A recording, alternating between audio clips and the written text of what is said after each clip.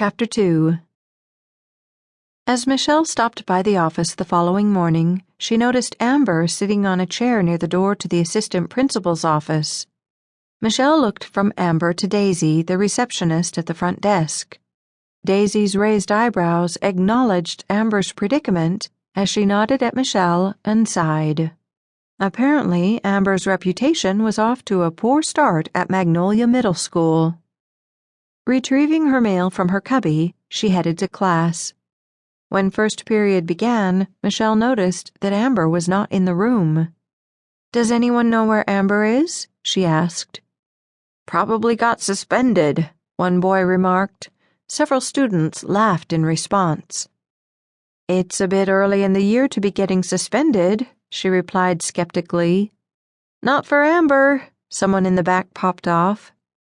"Okay, let's get started," Michelle said, pointing to the board. "Here's your warm-up activity. Please take out a piece of notebook paper and begin writing."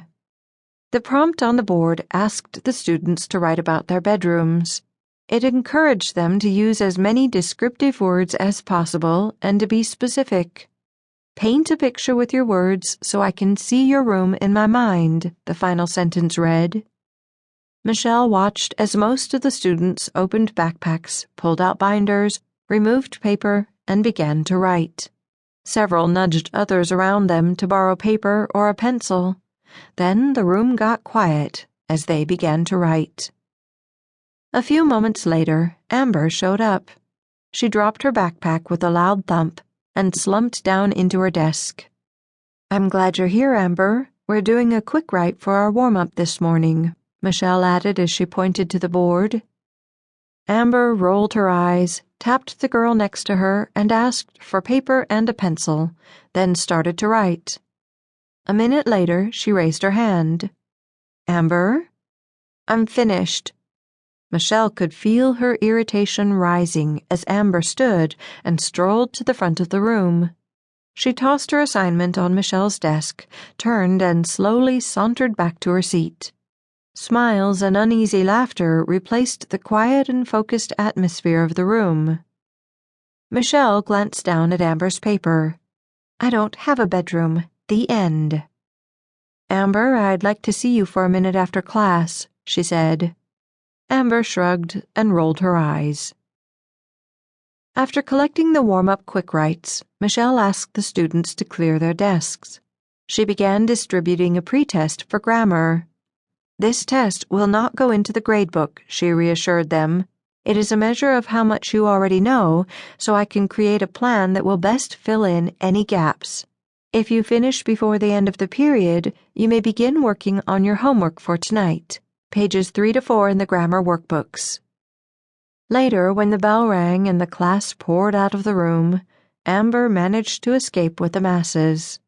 Michelle thought about calling the office or sending a call slip to Amber's next class, but the busyness of the daily schedule swept her away.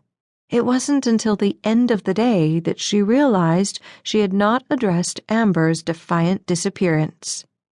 Gathering up the stack of 180 quick writes and the students' pretests for grammar, she stuffed them into her canvas bag and erased the board.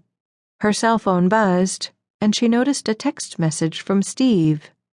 "Still in court. Can't pick up Madison."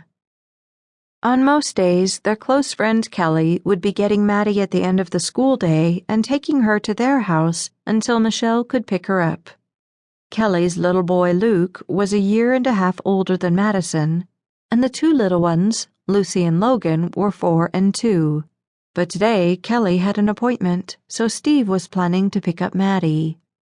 Michelle sighed, added her lesson plan book to the paperwork in her bag, and headed for the office, punching Maddie's school number into her cell phone to let them know she would need to go to daycare for about half an hour. As she turned in her roll sheets, she ran into Ron Black, the assistant principal. "Hi, Michelle." He greeted her with a smile, unable to disguise the fatigue in his eyes. "Hi, Ron. Long day, huh?" "Yep, it's starting early this year," he replied. "We usually get at least a week or two's reprieve at the beginning of September, but we started out with a bang this morning. One of our girls was